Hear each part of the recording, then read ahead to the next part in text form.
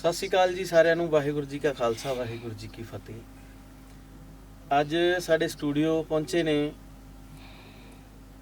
ਮੇਰੇ ਵੱਡੇ ਭਾਜੀ, ਬਹੁਤ ਹੀ ਸਤਿਕਾਰਯੋਗ ਕੁਲਦੀਪ ਭੱਟੀ ਭਾਜੀ, ਐਡਵੋਕੇਟ ਕੁਲਦੀਪ ਭੱਟੀ ਜੀ, ਔਰ ਸਾਡੇ ਬਹੁਤ ਹੀ ਸਤਿਕਾਰਯੋਗ ਔਰ ਸਮਾਜ ਦੇ ਚਿੰਤਕ ਚਰਨਜੀਤ ਮੱਟੂ ਜੀ।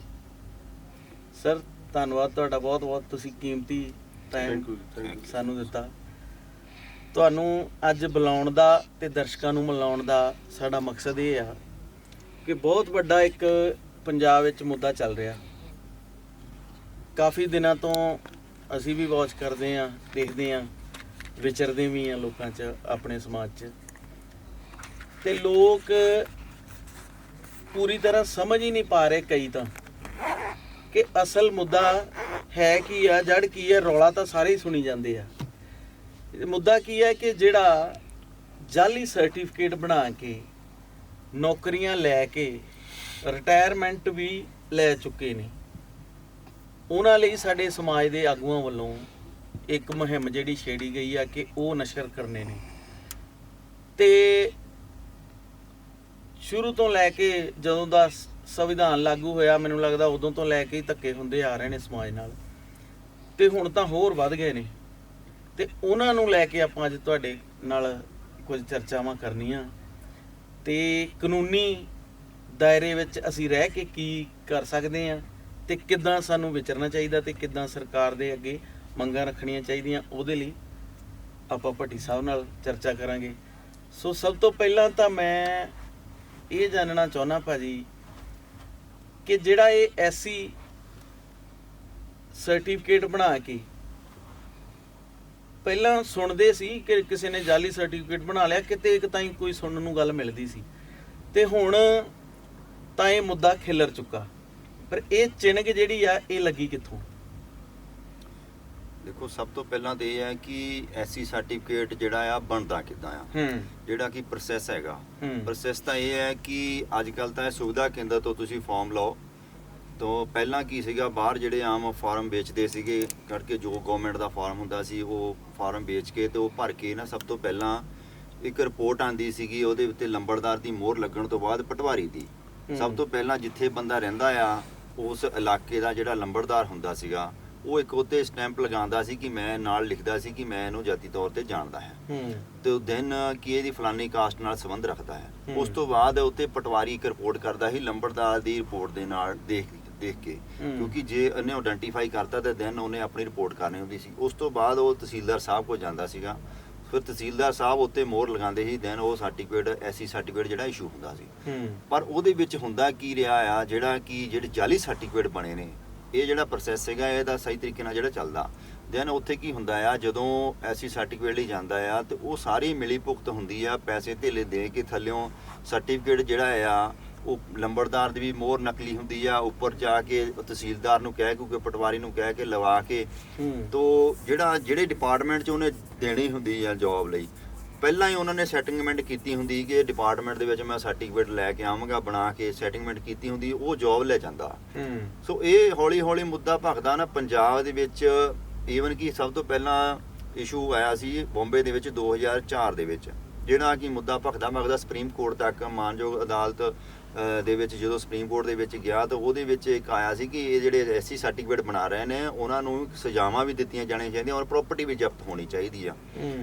ਸੋ ਇਦਾਂ ਹੀ ਜਿਹੜਾ ਮੁੱਦਾ ਭਖਦਾ ਪੰਜਾਬ ਦੇ ਵਿੱਚ ਜਦੋਂ ਆਇਆ ਤੇ ਬੜੀ ਵੱਡੀ ਤਾਦਾਦ 'ਚ ਪਤਾ ਲੱਗਾ ਕਿ ਲੋਕਾਂ ਨੇ ਬਹੁਤ ਸਾਰੇ ਜਿਹੜੇ ਆ ਐਸਸੀ ਸਰਟੀਫਿਕੇਟ ਜਾਲੀ ਬਣਾਏ ਆ।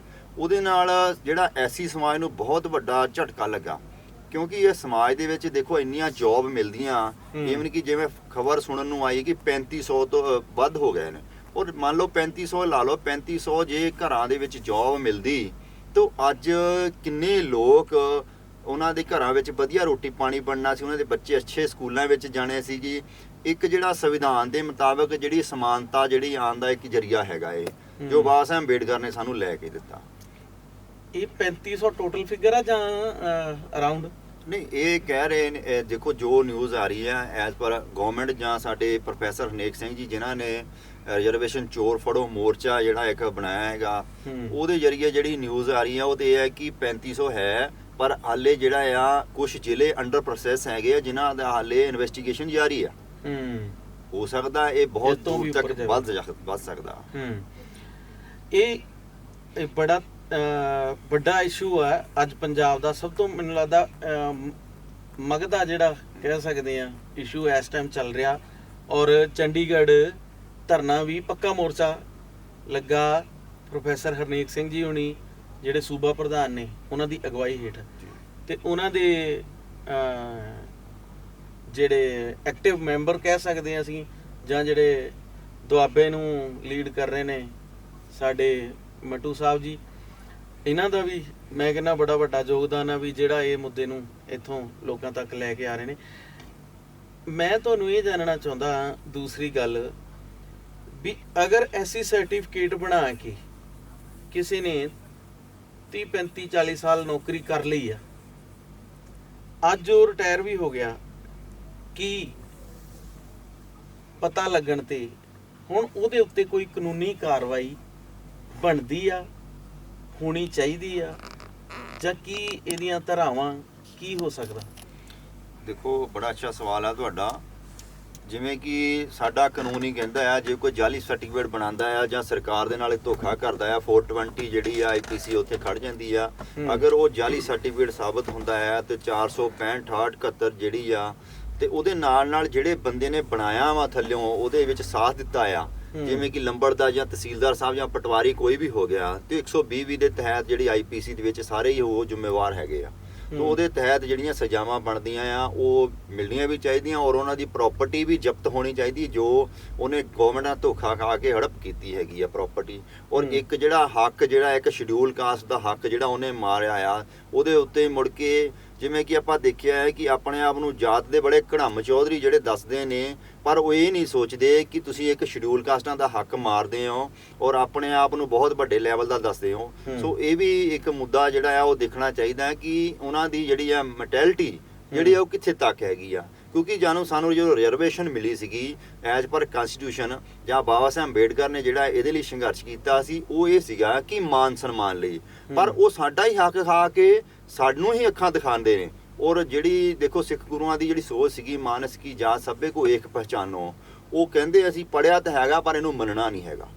ਸੋ ਇਹ ਵੀ ਇੱਕ ਵੱਡਾ ਮੁੱਦਾ ਹੈਗਾ ਆ, ਇਹਦੇ ਵੱਲ ਥੋੜਾ ਜਿਹਾ ਧਿਆਨ ਸਾਨੂੰ ਦੇਣਾ ਚਾਹੀਦਾ ਕਿ ਸਨਮਾਨਤਾ ਜਿਹੜੀ ਮਾਨ ਸਨਮਾਨ ਦੇ ਲਈ ਇੱਕ ਸਮਾਜ ਦੇ ਵਿੱਚ ਸਮਾਨ ਜਿਹੜਾ ਆ ਲਿਆਉਣ ਵਾਸਤੇ ਇਕੁਐਲਿਟੀ ਬਿਫੋਰ ਲਾ ਐਜ਼ ਪਰ ਕਨਸਟੀਟਿਊਸ਼ਨ ਉਹ ਵੀ ਆਣਾ ਬਹੁਤ ਜ਼ਰੂਰੀ ਆ। ਉਹ ਇਸੇ ਤਰ੍ਹਾਂ ਹੀ ਆ ਸਕਦਾ ਜੇ ਸਾਨੂੰ ਪ੍ਰੋਪਰ ਰਾਈਟ ਜਿਹੜੇ ਆ ਮਿਲਦੇ ਆ ਤਾਂ।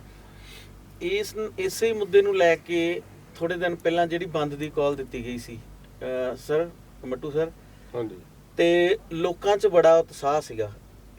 ਮੈਂ ਵੀ ਵਿਚਰਿਆ ਲੋਕਾਂ 'ਚ, ਕੁਝ ਸੱਜਣ ਮਿੱਤਰ ਜਾਣ ਪਹਿਚਾਣ ਵਾਲੇ ਜਿਨ੍ਹਾਂ ਨਾਲ ਫੋਨ ਤੇ ਵੀ ਗੱਲ ਹੋਈ, ਤੇ ਬਹੁਤ ਸਾਰੇ ਲੋਕਾਂ ਦਾ ਇਹ ਵਿਚਾਰ ਸੀ ਕਿ ਜਿਸ ਦਿਨ ਬੰਦ ਦੀ ਕਾਲ ਦਿੱਤੀ ਗਈ ਤੇ ਬਹੁਤ ਉਤਸ਼ਾਹ ਭਰਿਆ ਸੀ ਲੋਕਾਂ ਦੇ ਵਿੱਚ, ਤੇ ਅਚਾਨਕ ਰਾਤ ਨੂੰ ਉਹ ਬੰਦ ਦੀ ਕਾਲ ਜਿਹੜੀ ਆ ਉਹ ਵਾਪਸ ਲਈ ਜਾਂਦੀ ਆ। ਉਹ ਬੰਦ ਦੀ ਕਾਲ ਜਦੋਂ ਵਾਪਸ ਲਈ ਤਾਂ ਬਹੁਤ ਸਾਰੇ ਲੋਕ ਜਿਹੜੇ ਸੀ ਉਹ ਇੱਕਦਮ ਨਾਰਾਜ਼ ਹੋਏ ਵੀ ਇਹ ਜਿਹੜੀ ਆਪਣੇ ਆਗੂ ਨੇ ਇਹਨਾਂ ਨੇ ਕੀ ਕੀਤਾ।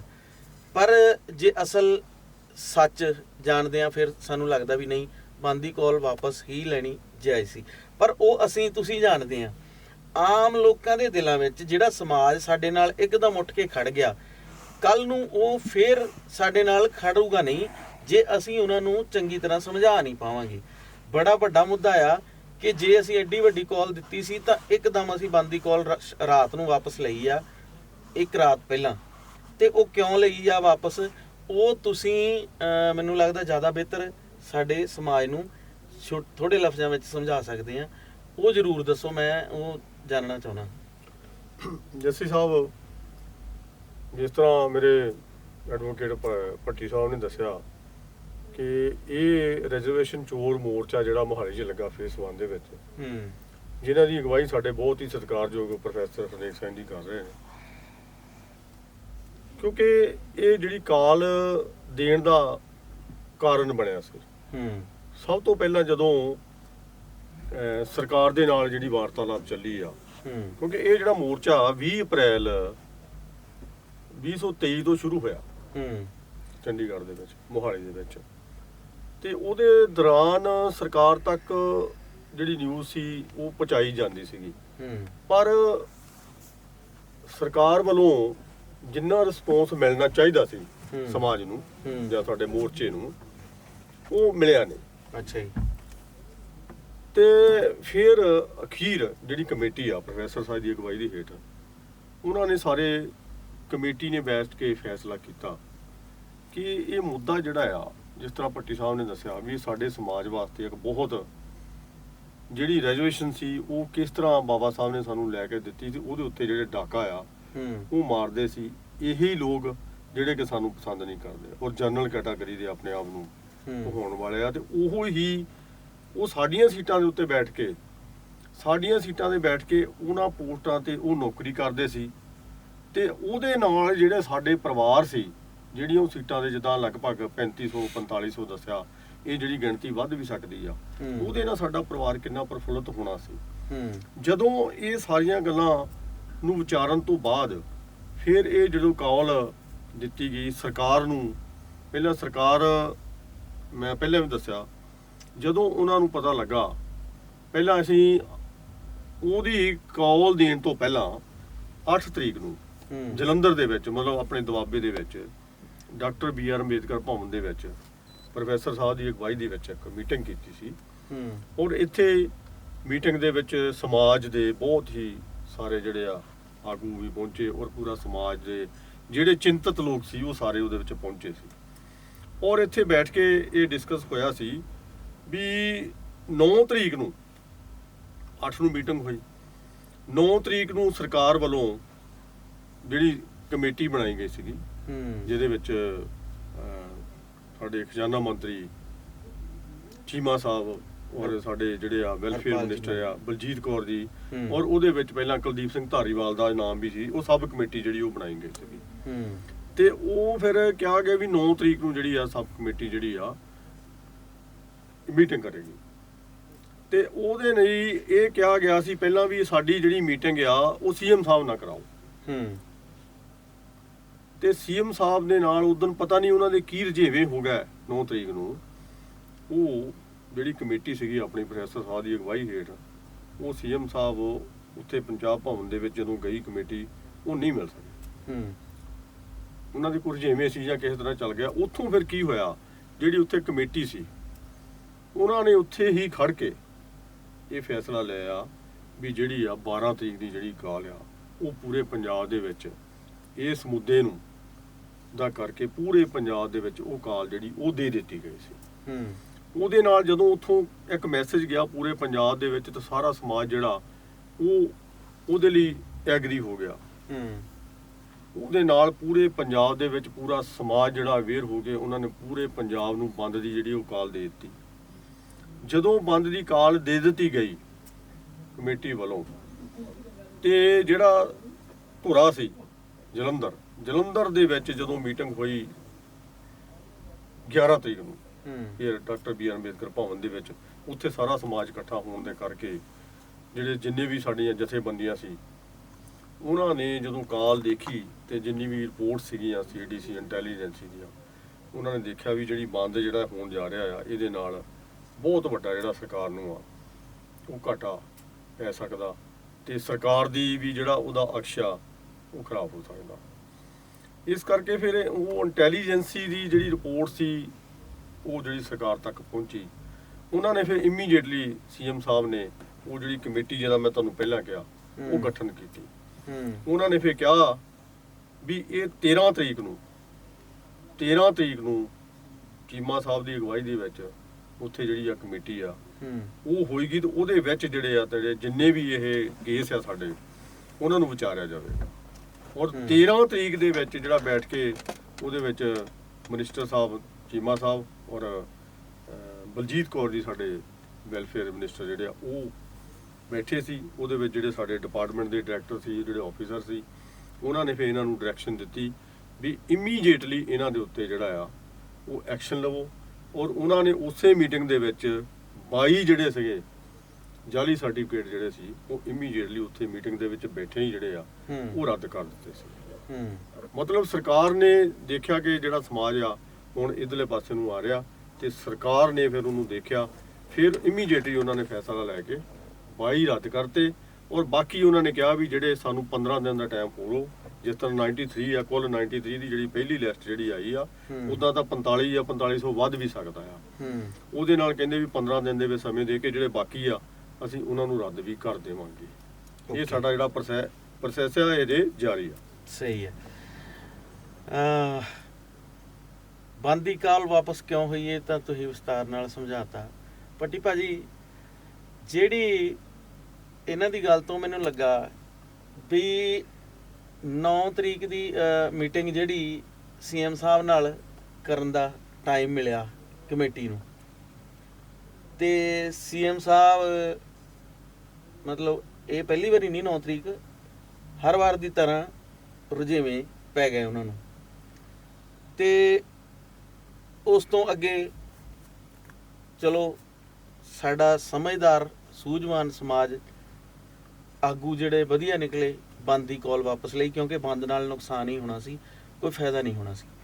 ਉਸ ਤੋਂ ਬਾਅਦ ਵੀ ਜੇ ਸੀਐਮ ਸਾਹਿਬ ਨਹੀਂ ਮਿਲੇ, ਕਮੇਟੀ ਮਿਲੀ, ਇੱਕਦਮ ਬੰਦ ਦੀ ਕਾਲ ਦਿੱਤੀ ਗਈ, ਸੀਐਮ ਸਾਹਿਬ ਨਹੀਂ ਮਿਲੇ ਕਿਉਂਕਿ ਕਮੇਟੀ ਨੂੰ ਗੁੱਸਾ ਆਇਆ ਵੀ ਸਾਨੂੰ ਟਾਈਮ ਦੇ ਕੇ ਨਹੀਂ ਮਿਲੇ। ਅਗਲੀ ਦਿਨ 13 ਤਰੀਕ ਨੂੰ ਜਿੱਦਾਂ ਇਹਨਾਂ ਨੇ ਦੱਸਿਆ ਵੀ ਮੀਟਿੰਗ ਸੀ ਕਮੇਟੀ ਨਾਲ ਹੀ, ਸੀਐਮ ਸਾਹਿਬ ਨਾਲ ਨਹੀਂ ਹੋਈ। ਮੇਰੇ ਆਪਣੇ ਦਿਮਾਗ ਦੀ ਉਪਜ ਆ, ਹੋ ਸਕਦਾ ਬਹੁਤ ਸਾਰੇ ਹੋਰ ਹਜ਼ਾਰਾਂ ਸਾਡੇ ਜਿਹੜੇ ਐਸੀ ਸਮਾਜ ਦੇ ਲੋਕ ਨੇ ਜਾਂ ਚਿੰਤਕ ਨੇ, ਉਹਨਾਂ ਦੇ ਵੀ ਇਹ ਦਿਮਾਗ 'ਚ ਗੱਲ ਆਉਂਦੀ ਹੋਵੇ ਵੀ ਇਸ ਸੀਐਮ ਸਾਹਿਬ ਜਦੋਂ ਦੇ ਬਣੇ ਨੇ, ਇੰਜ ਨਹੀਂ ਲੱਗਦਾ ਵੀ ਇਹ ਕਿਤੇ ਨਾ ਕਿਤੇ ਅੱਖ ਪਰੇ ਕਰਕੇ ਜਾਣ ਵਾਲੀ ਗੱਲ ਹੋ ਰਹੀ ਆ ਸਮਾਜ ਨਾਲ। ਜੇ ਇਹੀ ਧਰਨਾ ਜਾਂ ਇਹੀ ਕਾਲ ਕਿਸਾਨ ਅੰਦੋਲਨ ਦੀ ਹੁੰਦੀ ਜਾਂ ਕਿਸਾਨ ਆਗੂਆਂ ਵੱਲੋਂ ਹੁੰਦੀ, ਜਿਹੜਾ ਮੈਂ ਥੋੜੇ ਸਮੇਂ 'ਚੋਂ ਦੇਖਿਆ ਵੀ ਆ ਵੀ ਉਹ ਫਿਰ ਸੀਐਮ ਸਾਹਿਬ ਫਟ ਜਾ ਕੇ ਜੱਫੀਆਂ ਪਾਉਂਦੇ ਨੇ ਉਹਨਾਂ ਨੂੰ, ਤੇ ਉਹਨਾਂ ਦੀਆਂ ਗੱਲਾਂ ਵੀ ਸੁਣਦੇ ਨੇ, ਉਹਨਾਂ ਦਾ ਪੱਖ ਵੀ ਸੁਣਦੇ ਨੇ, ਫੈਸਲੇ ਵੀ ਲੈਂਦੇ ਨੇ। ਕੀ ਸਾਡੇ ਸਮਾਜ ਨੂੰ ਇਸ ਲਾਇਕ ਵੀ ਨਹੀਂ ਸਮਝਿਆ ਜਾ ਰਿਹਾ ਵੀ ਅਸੀਂ ਸਾਡੇ ਸਮਾਜ ਦੇ ਆਗੂ ਜਿਹੜੇ ਜਾ ਕੇ ਉਹ ਸੀਐਮ ਸਾਹਿਬ ਨਾਲ ਬੈਠ ਕੇ ਮੀਟਿੰਗ ਕਰ ਸਕਣ? ਗੱਲ ਤੁਹਾਡੀ ਠੀਕ ਹੈ, ਕਿਉਂਕਿ ਦੇਖੋ ਜਿਹੜੀ ਟੀਮ ਆਈ ਆ ਬੇਸਿਕਲੀ ਹੈ ਤਾਂ ਸਰਕਾਰ ਦੇ ਵਿਹਾਰ ਤੇ ਹੀ ਉਹਨਾਂ ਨੇ ਕੰਮ ਕੀਤਾ ਹੈਗਾ, ਪਰ ਜਿਹੜੇ ਪਿੱਛੇ ਕੁਝ ਜਿਹੜੀਆਂ ਪੋਸਟਾਂ ਨਿਕਲੀਆਂ ਸੀ, ਜਿਵੇਂ ਕਿ ਹਾਈ ਕੋਰਟ ਦੇ ਵਿੱਚ ਸੀਗੀਆਂ ਆਪਣੇ ਲਾਅ ਅਫਸਰਾਂ ਦੀਆਂ ਪੋਸਟਾਂ ਸੀਗੀਆਂ 58, ਉਹਦੇ ਵਿੱਚ ਵੀ ਅੱਜ ਤੱਕ ਜਿਹੜੀਆਂ ਐਪਲੀਕੇਸ਼ਨਾਂ ਪੈਂਡਿੰਗ ਪਈਆਂ ਆ, ਕੁਝ ਨਹੀਂ ਹੋ ਰਿਹਾ। ਸੋ ਉਸੇ ਨਾਲ ਸਰਕਾਰ ਦੇ ਜਿਹੜੇ ਵਿੱਚ ਆਪਣੇ ਐਸਸੀ ਕਮਿਸ਼ਨ ਦੇ ਵਿੱਚ ਜਿਹੜੇ ਮੈਂਬਰ ਹੁੰਦੇ ਨੇ ਉਹ ਘਟਾ ਦਿੱਤੇ ਗਏ ਨੇ, ਔਰ ਉਹਨਾਂ ਦਾ ਟੈਨੋਰ ਵੀ ਮੇਬੀ ਘਟਾ ਦਿੱਤਾ ਗਿਆ ਹੈ। ਸੋ ਆਪਾਂ ਨੂੰ ਚਾਹੀਦਾ, ਦੇਖੋ ਸਰਕਾਰ ਨੂੰ ਇਹ ਚਾਹੀਦਾ ਕਿ ਉਹ ਜਿਹੜੀਆਂ ਵੈਕੈਂਸੀਆਂ ਵੀ ਜਿਹੜੀਆਂ ਐਸਸੀ ਕਮਿਸ਼ਨ ਦੀਆਂ ਫੁੱਲਫਿਲ ਕੀਤੀਆਂ ਜਾਣ, ਜਿਵੇਂ ਕਿ ਐਟਰੋਸਿਟੀ ਡੇ ਬਾਈ ਡੇ ਬਹੁਤ ਵੱਧ ਰਹੀ ਆ ਸਮਾਜ ਦੇ ਉੱਤੇ। ਲੇਟੈਸਟ ਹੀ ਤੁਸੀਂ ਦੇਖਿਆ ਹੋਵੇਗਾ ਕਿ ਇੱਕ ਬੱਕਰੀਆਂ ਚਾਰਨ ਵਾਲਿਆਂ ਨੂੰ ਬੰਦੇ ਨੂੰ ਕੁੱਟ-ਕੁੱਟ ਕੇ ਇੱਕ ਨੂੰ ਮਾਰ ਦਿੱਤਾ ਗਿਆ, ਹਾਂ। ਕੁਝ ਲੜਕੀਆਂ ਨਾਲ ਰੇਪ ਹੋ ਰਹੇ ਨੇ, ਸ਼ਰੇਆਮ ਕੰਮ ਹੋ ਰਿਹਾ, ਔਰ ਪੁਲਿਸ ਪ੍ਰਸ਼ਾਸਨ ਵੀ ਉੱਤੇ ਚੁੱਪ ਬੈਠ ਜਾਂਦਾ ਕਿਤੇ ਨਾ ਕਿਤੇ ਕਰਕੇ, ਕਿਉਂਕਿ ਉਹ ਲੋਕਾਂ ਦੀ ਪਹੁੰਚ ਜਿਹੜੀ ਆ ਸਰਕਾਰ ਤੱਕ ਅੱਛੀ ਆ, ਔਰ ਸਾਡੇ ਲੋਕ ਜਿਹੜੇ ਗਰੀਬ ਆ ਉਹ ਵਿਚਾਰੇ ਅਤਿਆਚਾਰ ਦਾ ਸ਼ਿਕਾਰ ਹੋ ਰਹੇ ਨੇ। ਕਿਉਂਕਿ ਹੁਣ ਜਿੰਨਾ ਸਮਾਜ ਨੇ ਵੱਧ ਚੜ ਕੇ ਇਸ ਸਰਕਾਰ ਨੂੰ ਬਣਾਉਣ ਵਿੱਚ ਹਿੱਸਾ ਪਾਇਆ, ਜਿੰਨਾ ਯੋਗਦਾਨ ਮੈਨੂੰ ਲੱਗਦਾ ਮਾਲਵਾ ਤਾਂ ਸਾਰਾ ਜਿੰਨਾ ਵੀ SC ST ਵਰਗ ਸੀ ਉਹ ਦੂਸਰਾ ਦੇਖਿਆ ਹੀ ਨਹੀਂ ਉਹਨਾਂ ਨੇ ਕੁਛ। ਤੇ ਅੱਜ ਵੀ ਜੇ ਅਸੀਂ ਗੱਲ ਕਰੀਏ, ਅਸੀਂ ਪਾਰਟੀਬਾਜ਼ੀ ਤੋਂ ਉੱਪਰ ਉੱਠ ਕੇ, ਕੋਈ ਇੱਥੇ ਪਾਰਟੀ ਦੀ ਨਹੀਂ ਕਿਸੇ ਦੀ, ਸਿਰਫ ਅਸੀਂ ਤਾਂ ਇਹ ਦੇਖਦੇ ਹਾਂ ਵੀ ਸਾਡੇ ਜਿਹੜੇ ਗਰੀਬ ਲੋਕ ਆ, ਜੇ ਉਹਨਾਂ ਨੇ ਇੰਨਾ ਸਰਕਾਰ ਬਣਾਉਣ 'ਚ ਯੋਗਦਾਨ ਪਾਇਆ ਤੇ ਸਰਕਾਰ ਦਾ ਵੀ ਫਰਜ਼ ਬਣਦਾ ਕਿ ਉਹਨਾਂ ਨੂੰ ਦੋਵਾਂ ਹੱਥਾਂ ਵਿੱਚ ਲੈ ਕੇ ਗਫਲੀ ਵਿੱਚ ਲਵੇ ਵੀ ਨਹੀਂ ਤੁਹਾਡੇ ਨਾਲ ਖੜੇ ਆ। ਤੇ ਇੱਕ ਭਾਜੀ ਜਿਹੜਾ ਚਰਚਿਤ ਇਸ ਅੰਦੋਲਨ ਵਿੱਚੋਂ ਜਾਂ ਇਸ ਜਿਹੜੀ ਸੰਘਰਸ਼ ਵਿੱਚੋਂ ਜਿਹੜਾ ਮੁੱਦਾ ਨਿਕਲ ਕੇ ਹੋਰ ਆਇਆ, ਉਹ ਹੈਗਾ ਅੰਮ੍ਰਿਤ ਮਾਨ, ਜਿਹੜੇ ਪੰਜਾਬੀ ਦੇ ਵਰਲਡ ਫੇਮਸ ਸਿੰਗਰ ਨੇ। ਅੰਮ੍ਰਿਤ ਮਾਨ ਦੇ ਫਾਦਰ ਸਾਹਿਬ ਜਾਲੀ ਸਰਟੀਫਿਕੇਟ ਤੇ ਨੌਕਰੀ ਕਰਦੇ ਨੇ, 8 ਸਾਲ ਪਹਿਲਾਂ ਰਿਟਾਇਰਮੈਂਟ ਲੈਂਦੇ ਨੇ, ਜਦੋਂ ਸਰਕਾਰ ਬਦਲਦੀ ਆ ਉਸ ਤੋਂ ਬਾਅਦ ਇਹ ਰਿਟਾਇਰਮੈਂਟ ਲੈ ਲੈਂਦੇ ਨੇ। ਰਿਟਾਇਰਮੈਂਟ ਲੈਣ ਤੋਂ ਬਾਅਦ ਹੁਣ ਇਹ ਮੁੱਦਾ ਸਾਹਮਣੇ ਆਉਂਦਾ ਕਿ ਉਹ ਜਾਲੀ ਸਰਟੀਫਿਕੇਟ ਤੇ ਨੌਕਰੀ ਕਰਦੇ ਸੀ। ਕਿ ਜੇ ਉਹ ਨੌਕਰੀ ਕਰਦੇ ਸੀ, ਲੋਕ ਇਹ ਵੀ ਕਹਿ ਰਹੇ ਨੇ ਵੀ ਉਹਨਾਂ ਨੇ ਚਲੋ ਉਹਨਾਂ ਨੇ ਸੇਵਾਵਾਂ ਤਾਂ ਦਿੱਤੀਆਂ ਹੀ ਨੇ। ਜੇ ਉਹਨਾਂ ਨੇ ਜਾਲੀ ਸਰਟੀਫਿਕੇਟ ਤੇ ਨੌਕਰੀ ਕੀਤੀ ਤੇ ਉਹਨਾਂ ਨੇ 35 ਸਾਲ ਬੱਚਿਆਂ ਨੂੰ ਪੜ੍ਹਾਇਆ, ਉਹਨਾਂ ਨੇ ਸੇਵਾਵਾਂ ਤਾਂ ਦਿੱਤੀਆਂ ਹੀ ਨੇ, ਉਹਨਾਂ ਨੇ ਚੰਗਾ ਕੰਮ ਕੀਤਾ। ਲੋਕ ਇਹ ਵੀ ਕਹਿ ਰਹੇ ਆ, ਲੋਕ ਇਹ ਵੀ ਕਹਿ ਰਹੇ ਵੀ ਉਹਨਾਂ ਨੇ ਬਹੁਤ ਗਲਤ ਕੀਤਾ, ਉਹਨਾਂ ਨੂੰ ਇਦਾਂ ਨਹੀਂ ਕਰਨਾ ਚਾਹੀਦਾ ਸੀ।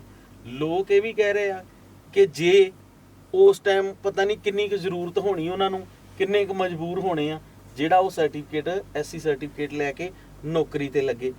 ਪਰ ਅੱਜ ਸਿਚੁਏਸ਼ਨ ਇਹ ਆ ਕਿ ਅੰਮ੍ਰਿਤ ਮਾਨ ਚਾਹੁੰਦਾ ਤੇ ਲੋਕਾਂ ਸਾਹਮਣੇ ਆਉਂਦਾ, ਕੋਈ ਵੀ ਵੱਡੀ ਅਨਾਉਂਸਮੈਂਟ ਕਰਦਾ ਕਿ ਮੈਂ ਜਿਸ ਬੰਦੇ ਦੇ ਨਾਂ ਤੇ ਸਰਟੀਫਿਕੇਟ ਬਣਾਇਆ ਜਾਂ ਇਹ ਸਮਾਜ ਦੇ ਲਈ ਮੈਂ ਆਪਣੇ ਵੱਲੋਂ ਜੋ ਗੁਨਾਹ ਹੋ ਗਿਆ, ਗੁਨਾਹਗਾਰ ਹਾਲਾਂਕਿ ਅੰਮ੍ਰਿਤ ਮਾਨ ਨਹੀਂ ਆ, ਜਾਣੇ ਅਣਜਾਣੇ ਚ ਉਹਨਾਂ ਦੇ ਪਾਪਾ ਕੋਲੋਂ ਜੋ ਵੀ ਹੋ ਗਿਆ, ਮੈਂ ਉਸ ਦੀ ਭਰਪਾਈ ਕਰਨ ਲਈ ਤਿਆਰ ਹਾਂ। ਮੈਂ ਜਿੱਥੇ ਮੈਨੂੰ ਸਮਾਜ ਸੇਵਾ ਲਾਊ ਮੈਂ ਦੇਣਦਾਰ ਹਾਂ। ਕੀ ਉਹਨੂੰ ਅੱਗੇ ਨਹੀਂ ਸੀ ਆਉਣਾ ਚਾਹੀਦਾ? ਜੇ ਅੱਗੇ ਆਉਂਦਾ ਤਾਂ ਉਹਨੂੰ ਇਹ ਚੀਜ਼ਾਂ ਕਹਿਣੀਆਂ ਚਾਹੀਦੀਆਂ ਸੀ। ਤੇ ਜਿਹੜੇ ਸਮਾਜ ਦੇ ਸਵਾਲ ਨੇ ਪੱਟੀ ਭਾਜੀ, ਉਹ ਜਾਇਜ਼ ਨੇ। ਦੇਖੋ, ਜਿਹੜੇ ਸਮਾਜਿਕ ਜਿਹੜੇ ਸਵਾਲ ਨੇ ਉਹ ਬਿਲਕੁਲ ਜਾਇਜ਼ ਆ, ਕਿਉਂਕਿ ਇੱਕ ਬੰਦਾ ਚੋਰੀ ਕਰਨ ਤੋਂ ਬਾਅਦ ਕਿਤੇ ਜਾ ਕੇ ਲੰਗਰ ਲਗਾ ਦਿੰਦਾ ਆ, ਕਿ ਉਹ ਸਹੀ ਸਾਬਤ ਹੋ ਜਾਂਦਾ ਆ ਐਜ਼ ਪਰ ਲਾਤ, ਉਹ ਚੋਰੀ ਗਿਣਿਆ ਜਾਏਗਾ ਨਾ। ਚੋਰ ਤੇ ਫਿਰ ਜੇ ਮੰਨ ਲਾ ਕਿਸੇ ਬੰਦੇ ਨੇ ਕਿਸੇ ਕੋ ਕਰਜ਼ਾ ਲਿਆ ਆ ਤੇ ਮੰਨ ਲਾ ਉਹ ਨਹੀਂ ਲਾ ਪਾਉਂਦਾ, ਮੰਨ ਲਾ ਸਰਕਾਰੀ ਕੋਈ ਬੈਂਕ ਕੋ ਕਰਜ਼ਾ ਲਿਆ ਤੇ ਉਹ ਕਈ ਵਾਰੀ ਉਹਦੀ ਹਾਲਾਤ ਵੀ ਲਾਂਦੀ ਆ, ਠੀਕ ਹੈ ਨਾ। ਇਨ ਕੇਸ ਜੇ ਕਿਉਂਕਿ ਮਾਫ ਨਹੀਂ ਹੁੰਦਾ ਤਾਂ ਫਿਰ ਉਹ ਪਿੱਛੇ ਉਹਦੀ ਪੀੜ੍ਹੀ ਜਿਹੜੀ ਆ ਉਹ ਕਰਜ਼ਾ ਉਤਾਰਦੀ ਆ ਸਰਕਾਰ ਦਾ। ਉਹ ਇਸੇ ਤਰ੍ਹਾਂ ਹੀ ਆ, ਜੇ ਕਿਸੇ ਬੰਦੇ ਨੇ ਜੌਬ ਲਈ ਹੈ, ਜੌਬ ਲੈ ਕੇ ਉਹ ਤੋਂ ਪੈਸੇ ਵੀ ਲੈਂਦਾ ਰਿਹਾ, ਜੇ ਸਰਵਿਸ ਦਿੱਤੀ ਆ ਤਾਂ ਉਹ ਪੈਸੇ ਨਹੀਂ ਲਏ, ਉਹ ਪੈਸੇ ਕਿਹਦੇ ਸੀ? ਉਹ ਪੈਸੇ ਗਵਰਨਮੈਂਟ ਦੇ ਸੀਗੇ। ਉਹ ਗਵਰਨਮੈਂਟ ਨੂੰ ਕਿੱਦਾਂ ਲਏ? ਉਹ ਚੀਟਿੰਗ ਕਰਕੇ ਲਈ ਆ। ਉਹ ਚੀਟਿੰਗ ਜਿਹੜੀ ਜੌਬ ਮਿਲੀ ਆ, ਉਹ ਜੌਬ ਕਿਹਦੀ ਸੀ? ਸ਼ਡਿਊਲ ਕਾਸਟ ਸਮਾਜ ਦੀ। ਉਹ ਸਮਾਜ ਨਾਲ ਤਾਂ ਧੱਕਾ ਹੋ ਗਿਆ ਨਾ।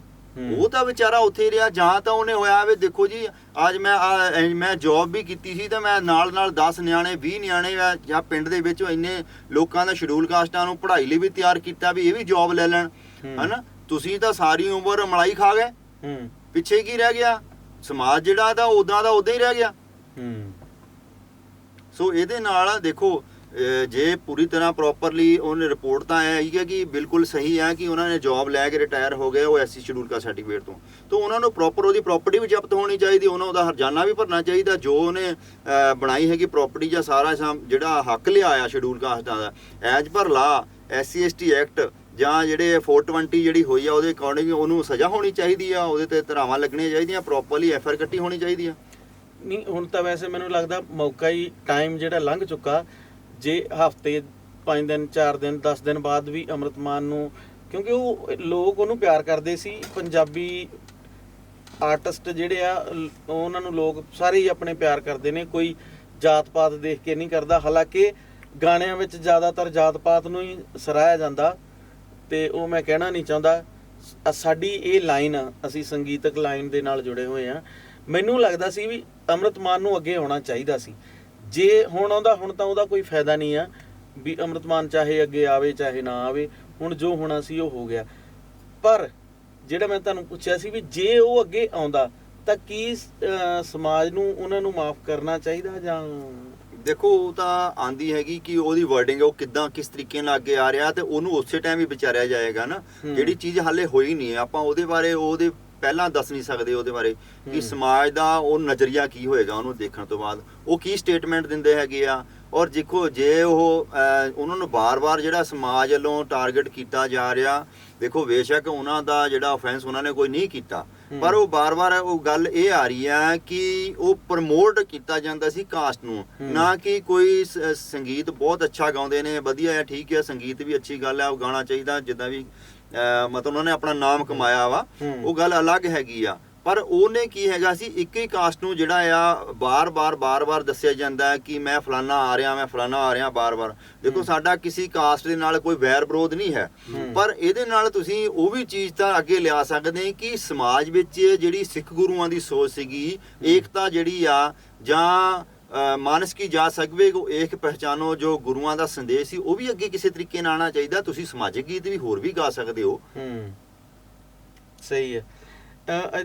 ਤੁਸੀਂ ਗੱਲ ਕੀਤੀ SC ST ਐਕਟ ਦੀ ਜੀ ਇਸੇ ਗੱਲ ਦੇ ਵਿੱਚ ਕਿ ਜਿਹੜਾ ਇਹ ਐਕਟ ਆ SC ST ਐਕਟ ਕਿਸੇ ਦੇ ਜਾਤ ਪ੍ਰਤੀ ਅਪਸ਼ਬਦ ਬੋਲਣ ਨਾਲ ਹੀ ਲੱਗਦਾ, ਜਾਂ ਕਿਉਂਕਿ ਹੁਣ ਤੁਸੀਂ ਗੱਲ ਕੀਤੀ ਇਹਨਾਂ ਤੇ ਵੀ SC ST ਐਕਟ ਲੱਗਣ ਦੀ, ਕਿਉਂਕਿ ਹੋ ਸਕਦਾ ਉਹਨਾਂ ਨੇ ਇੱਕ ਇਹ ਗੁਨਾਹ ਕੀਤਾ ਕਿ ਸਰਟੀਫਿਕੇਟ ਲੈ ਕੇ ਹਨਾ ਨੌਕਰੀ ਲੈ ਲਈ ਆ, ਇੰਨਾ ਫਾਇਦੇ ਚੱਕ ਲਏ ਆ, ਪਰ ਇਹਨਾਂ ਤੇ SC ST ਐਕਟ ਇਹਨਾਂ ਤੇ ਜਾਂ ਹੋਰ ਕਿਸੇ ਵਿਸ਼ੇ ਤੇ ਕੱਲੇ ਕਿਸੇ ਦੇ ਜਾਤੀ ਸੂਚਕ ਸ਼ਬਦ ਬੋਲਣ ਤੇ ਹੀ ਲੱਗਦਾ, ਜਾਂ ਕੋਈ ਹੋਰ ਵੀ ਕਾਰਨ ਹੈਗੇ ਜਿਨ੍ਹਾਂ ਤੇ SC ST ਐਕਟ ਲਾਗੂ ਹੁੰਦਾ? ਨਹੀਂ, ਇਹ ਜ਼ਰੂਰੀ ਨਹੀਂ ਹੈਗਾ। ਹਾਲਾਂਕਿ ਲੋਕਾਂ ਦੇ ਵਿੱਚ ਇਹ ਹੈਗਾ ਕਿ ਜਦੋਂ ਕਿ ਜਾਤੀ ਸੂਚਕ ਸ਼ਬਦ ਬੋਲਿਆ ਜਾਊਗਾ ਨਾ ਤਾਂ ਹੀ SC ST ਐਕਟ ਲੱਗਦਾ ਹੈਗਾ, ਤੇ ਇਹ ਜ਼ਰੂਰੀ ਨਹੀਂ ਹੈਗਾ। 2016 ਦੇ ਵਿੱਚ ਇੱਕ ਅਮੈਂਡਮੈਂਟ ਹੋਈ ਸੀ ਸੈਕਸ਼ਨ 325 ਦੇ ਵਿੱਚ।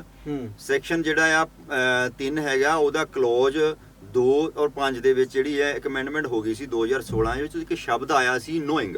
ਨੋਇੰਗ ਮੀਨ ਕੀ ਹੈਗਾ ਕਿ ਇਹ ਜ਼ਰੂਰੀ ਨਹੀਂ ਹੈਗਾ ਕਿ ਤੁਹਾਨੂੰ ਉਹਨੇ ਜਾਤੀ ਸੂਚਕ ਬੋਲਿਆ ਜਾਵੇ। ਜੇ ਮੰਨ ਲਾ ਸਾਡੀ ਕੋਈ ਪ੍ਰਾਪਰਟੀ ਹੜਪ ਗਿਆ ਸ਼ਡਿਊਲ ਕਾਸਟ ਦੀ, ਤਾਂ ਉਹ ਜ਼ਰੂਰੀ ਥੋੜਾ ਆ ਕਿ ਉੱਥੇ ਜਾਤੀ ਸੂਚਕ ਬੋਲਿਆ ਹੋਵੇ, ਜਾਂ ਕਿਸੇ ਨੂੰ ਕਿਸੇ ਕਾਰਨ ਕਰਕੇ ਹੀਣ ਭਾਵਨਾ ਕਰਕੇ ਉਹਨੂੰ ਮਾਰ ਗਿਆ, ਜ਼ਰੂਰੀ ਥੋੜਾ ਜਾਤੀ ਸੂਚਕ ਬੋਲਿਆ ਹੋਵੇ।